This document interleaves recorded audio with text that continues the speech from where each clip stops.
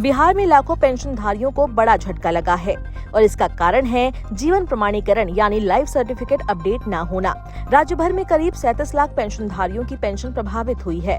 मुजफ्फरपुर जिले में अकेले लगभग 1.25 लाख लोगों का भुगतान अटक गया है। प्रशासन का कहना है कि जिन लोगों ने समय पर अपना जीवन प्रमाणीकरण नहीं कराया उनकी पेंशन मार्च महीने से रोक दी गई है। सामाजिक सुरक्षा निदेशालय ने इस मामले को गंभीर मानते हुए बिहार के सभी जिलाधिकारियों को पत्र भेज दिया है।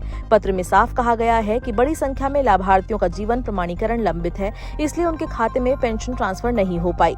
पटना जिला इस मामले में सबसे ऊपर है। यहाँ करीब 2,18,000 पेंशनधारियों का सत्यापन लंबित बताया गया है। वहीं मुजफ्फरपुर में ये आंकड़ा करीब 1,90,000 तक पहुँच गया है। हालांकि प्रशासन के अभियान के बाद लगभग 15,000 लोगों का सत्यापन पूरा कर लिया गया है, लेकिन अब भी 1,74,284 लाभार्थियों का जीवन प्रमाणीकरण अपडेट नहीं हो पाया है।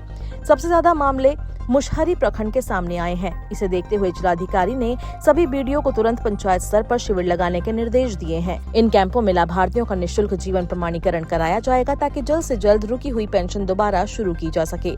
प्रशासन ने अधिकारियों से कहा है कि गाँव-गाँव में इसका प्रचार प्रसार किया जाए, पंचायतवार रोस्टर तैयार किया जाए और जरूरी कर्मचारियों के साथ कॉमन सर्विस सेंटर यानी CSC के वॉलंटियर को भी तैनात किया जाए।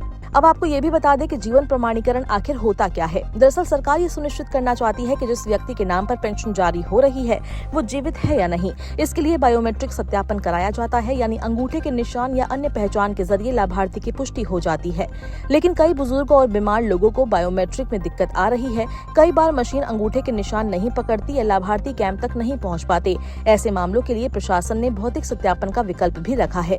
अगर किसी पेंशनधारी का बायोमेट्रिक सत्यापन संभव नहीं हो पा रहा तो अधिकारी व्यक्तिगत जांच और दस्तावेजों के आधार पर जीवन प्रमाणीकरण पूरा कर सकते हैं। इसके बाद जानकारी पोर्टल पर अपडेट की जाएगी और पेंशन बहाल हो सकेगी। इस पूरे अभियान में एक और बड़ा खुलासा हुआ है। प्रशासन को शक है कि कई ऐसे लोगों के खाते में भी पेंशन जा रही है जिनकी मौत हो चुकी है।